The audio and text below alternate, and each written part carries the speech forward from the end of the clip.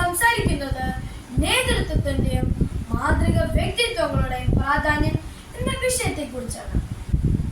ഒരു തരത്തിൽ അല്ലെങ്കിൽ മറ്റൊരു തരത്തിൽ നമ്മൾ എല്ലാവരും നേതാവാകണം, അല്ലെങ്കിൽ എന്തിനെങ്കിലുമൊക്കെ നേതൃത്വം നൽകണം എന്ന് ആഗ്രഹിക്കുന്നവരായിരിക്കും. പലപ്പോഴും നമ്മൾ തന്നെ അറിയാതെ നാം നേതൃത്വം നൽകുന്നുണ്ടാവും. അത് ചിലപ്പോൾ നമ്മുടെ വീട്ടിൽ തന്നെ ആയിരിക്കും, വീട്ടിലെ ചേട്ടനോ ചേച്ചിയോ ആയിരിക്കും, സ്കൂളിൽ നാം ക്ലാസ് ലീഡർ ആയിരിക്കും. അങ്ങനെ പലതും. നല്ലൊരു നേതാവാകണമെങ്കിൽ നമ്മുടെ ചില ഗുണങ്ങൾ ഉണ്ടായിരിക്കണം. അതിലാദ്യത്തത്, നല്ലൊരു നേതാവ് നല്ലൊരു മാതൃക വ്യക്തിയെ പിന്തുടരുന്ന ആളായിരിക്കണം. കൂടാതെ നമ്മുടെ മാതൃക വ്യക്തിയിലെ നല്ല സ്വഭാവങ്ങൾ നമ്മളിൽ പ്രതിഫലിക്കണം. എന്നാൽ മാത്രമേ നമ്മുടെ സ്വഭാവ രൂപീകരണം ഉണ്ടാവുകയുള്ളൂ. കൂടാതെ മറ്റാളുകളെ നമുക്ക് നയിക്കാൻ കഴിയുകയുള്ളൂ.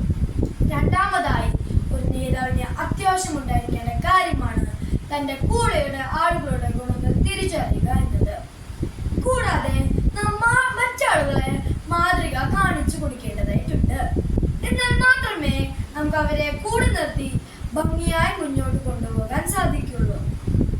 ഇനിയും അടുത്തതായിട്ട്, ഒരു നേതാവിന് ഏറ്റവും പ്രധാനപ്പെട്ട കാര്യമാണ് സത്യസന്ധത. സത്യസന്ധനായ ഒരു വ്യക്തിക്ക് മാത്രമേ ലോകത്തിന് മുന്നിൽ തുറന്ന് സംസാരിക്കാൻ കഴിയൂ, തന്റെ ആശയങ്ങൾ കൃത്യമായി മറ്റുള്ളവരിൽ എത്തിക്കാൻ കഴിയൂ.